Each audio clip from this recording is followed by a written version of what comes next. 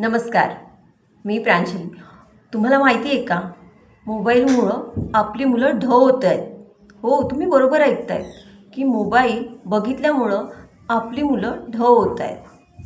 म्हणजे काय, मोबाईलचे काय दुष्परिणाम आहे हे आपण नेहमी बघतो. पण आज नवीनच बातमी तुम्हाला सांगते की जी मुलं जास्त मोबाईल बघतात ती मुलं अभ्यासामध्ये ढ होतात. तुमची मुलं मोबाईल जास्त बघतात का हे जरा तपासून बघा. आणि आपल्या मुलाला जर ढ होऊ नये किंवा तो अभ्यासामध्ये मागे राहू नये म्हणून त्यापासून मोबाईल दूर ठेवा.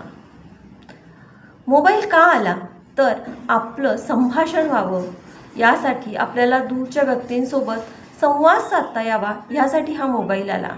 पण हळूहळू या मोबाईलचा स्मार्टफोन झाला आणि इथेच प्रॉब्लेम क्रिएट झाले. त्यामध्ये वेगवेगळे गेम्स आले, वेगवेगळे रील्स आले आणि आपण बिझी असतो. मग मुलाला काय करायचं, मुलगा आपल्या मागे लागतो म्हणून आपण आपसूक त्याला आपला मोबाईल त्याच्या हातात दिला की बेटा मोबाईल बघ आणि शांत बस.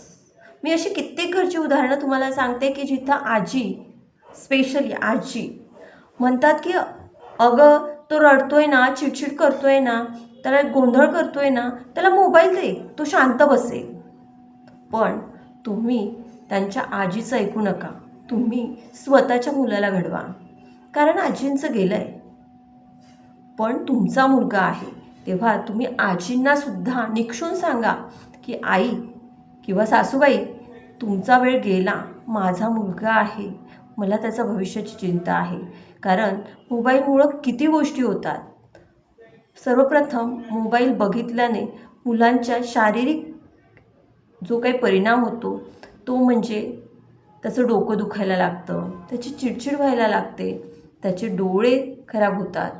जवळपास 30% मुलांची डोळे त्यांना स्पेक्ट लागला आहे. कशामुळं? मोबाईलच्या अतिवापरामुळं. मोबाईलमुळे त्यांचा फोकस कमी झाला आहे.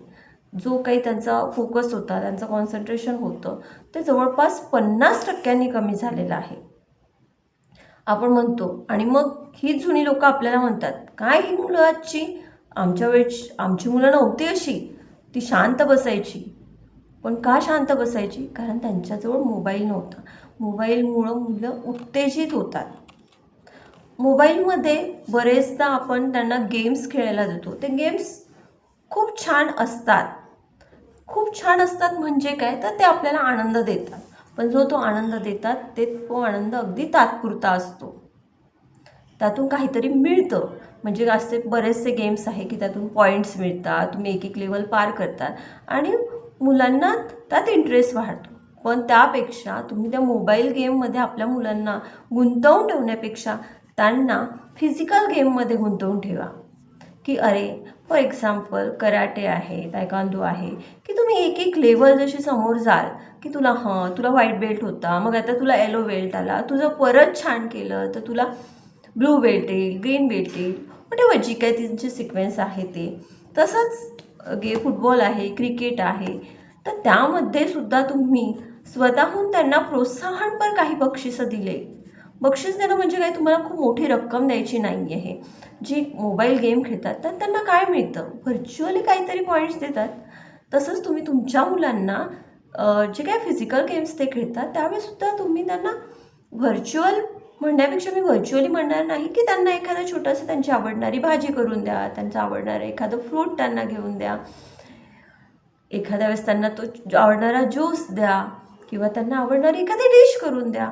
किंवा अगदी सोपा आणि सगळ्यात छान उपाय म्हणजे जी काही एक स्टार्स विकत मिळतात ते स्टार्स द्या की तू एवढं केलंस ना तर तुला हा स्टार मिळेल. मग त्या मुलांना कुणाजवळ किती स्टार जास्त होईल यामध्ये त्यांची ओढ लागेल आणि ते जास्तीत जास्त स्टार मिळवण्यासाठी आपले फिजिकल गेम खेळतील, त्याचप्रमाणे स्टडीसुद्धा होईल. मी अनुभवाने सांगते की जेवढं तुम्ही मुलांना खेळू द्याल तेवढा त्याचा फोकस स्टडीवर सुद्धा होतो.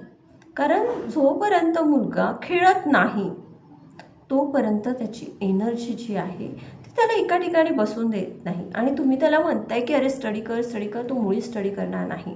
त्यापेक्षा तुम्ही त्याला 1 तास, 2 तास, 1.5 तास काय आहे, तुम्ही ग्राउंडवर पाठवा, त्याला बाहेर गार्डनमध्ये खेळायला पाठवा, सोसायटीमध्ये असेल तर खाली खेळायला पाठवा. आणि तो जेव्हा दमतो, तो दमून आल्यावर त्याने थोडं खाल्लं की तो लगेच तुम्ही स्टडी करायला बसतो, तो नक्की स्टडी करायला बसेल, त्याचा कॉन्सन्ट्रेट होईल तो स्टडीवर. पण अदरवाईज तुम्ही त्याला काही खेळू न देता जर तुम्ही त्याला म्हटलं की स्टडी करतो, तो मुळी स्टडी करणार नाही. दुसरं जर आपण मोबाईल गेमचं बघितलं की तो मोबाईल गेम खेळत असेल किंवा रील्स बघत असेल, तर हे छोट्यांसाठीच नाही तर मोठ्यांसाठी सुद्धा आहे की आपल्याला डोपामाइन सिक्रेट होतो, आपल्याला आनंद मिळतो. पण तो आनंद कसा असतो, क्षणिक असतो. मग रिअल लाईफमध्ये जेव्हा आपल्याला आनंददायी ज्या घटना होतात त्यावेळेस आपल्याला आनंद होत नाही. का होत नाही? कारण आपला डोपामाइन ते रील्स बघून सगळा सिक्रेट झालेला असतो. एखादी गोष्ट असते की जी नेहमी नेहमी नेहमी होते ते आपल्याला बोर व्हायला लागतं, आपल्याला त्यातला आनंद मिळत नाही.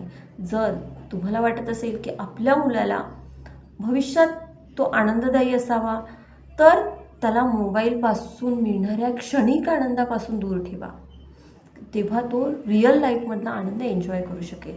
नाहीतर त्याने कितीही अचिव्हमेंट केली, काहीही केलं तरी त्याला आनंद होणार नाही. कारण एवढंच असेल की त्याने मिळवलेला आत्तापर्यंत तो उपभोगत असलेला क्षणिक आनंद की जो रील्स आणि गेम्समुळे त्याला मिळत असते. बऱ्याच जणांच्या ते बसून बसून गेम्स खेळल्यामुळं त्यांचं पोट निघालेलं आहे, त्यांचं बॉडी पोश्चर चेंज झालेलं आहे, त्यांचं डोकं दुखण्याचं प्रमाणसुद्धा वाढलेलं आहे. अशा विविध गोष्टी त्यामध्ये प्रॉब्लेम क्रिएट झालेले आहे. जर तुम्हाला तुमच्या मुलाला मोबाईल स्क्रीनपासून दूर ठेवायचं असेल तर त्याला खेळण्यात गुंतवा, तुम्ही वेळ काढा, तुम्ही त्याच्याशी खेळा, तेव्हा तो छान या मोबाईलपासून दूर राहील. मी तुम्हाला सांगते की अशी बरीचशी 2-3 म्हणजे काही मुलांशी मी संवाद साधलेला आहे, मलासुद्धा एक मुलगा आहे. तेव्हा ज्यावेळेस आपण खेळत नाही तर ते आपण त्याला जर त्याने कधी मोबाईल घेतला आणि आपण त्याला म्हटलं अरे तू का मोबाईल घेतला किंवा तुम्ही का मोबाईल बघताय, तर त्यांचं सरळ एक उत्तर असतं ते म्हणजे की काय करणार, बोर होतं आहे, तू तर खेळतच नाही, कुणी खेळायलाच नाही आहे, मग मी काय करणार, म्हणून मी मोबाईल घेतला, मलासुद्धा मोबाईल बघायला आवडत नाही असं म्हणणारी सुद्धा मुलं आहेत. फक्त तुम्हाला थोडंसं प्लॅनिंग करावं लागतं की आपल्या मुलाला आपण मोबाईलपासून कसं दूर ठेवूया. तेवढं प्लॅनिंग जर तुम्ही केलं, थोडा वेळ तुम्ही त्यांना दिला. बरेचदा मी महिलांचं बघितलं आहे की अरे कर रे हे, कर रे ते करायचं आणि आपण स्वतः मोबाईल बघत बसायचा. तुमची मुलं तुमचं अनुकरण करताय. तुम्ही जर 3-3 तास मोबाईल घेत असाल आणि मुलाला म्हणत असाल की अरे हे लर्न कर, ते लर्न कर, हे ड्रॉइंग कर, कसं करणार आहे तो? तुम्हाला उलट प्रश्न करणार की आई तू तर मोबाईल बघते आणि मला बघू नको. तेव्हा तुम्ही स्वतःमध्ये आधी चेंजेस करा आणि तुमचं अनुकरण करून तुमचा मुलगासुद्धा किंवा मुलगीसुद्धा मोबाईल बघणार नाही. शेवटचं एवढंच सांगेल आणि कळकळीने सांगेल की तुम्हाला तुमच्या मुलाचं आयुष्य फिजिकली आणि मेंटली सुरक्षित करायचं असेल तर या मोबाईल सारख्या राक्षसापासून त्याला दूर ठेवा. हे खूप गरजेचं आहे. खूप काही सांगू शकत नाही, तुम्ही सर्व सुज्ञ आहात, तरीही मला वाटलं की हे मला बोलायला हवं आणि मी म्हणून बोलले. प्रांजल सायकोलॉजी या यूट्यूब चॅनलवर जर नवीन असाल तर चॅनलला सबस्क्राईब करा, व्हिडिओ आवडल्यास व्हिडिओला लाईक करा. तुर्तास इथेच थांबते. धन्यवाद.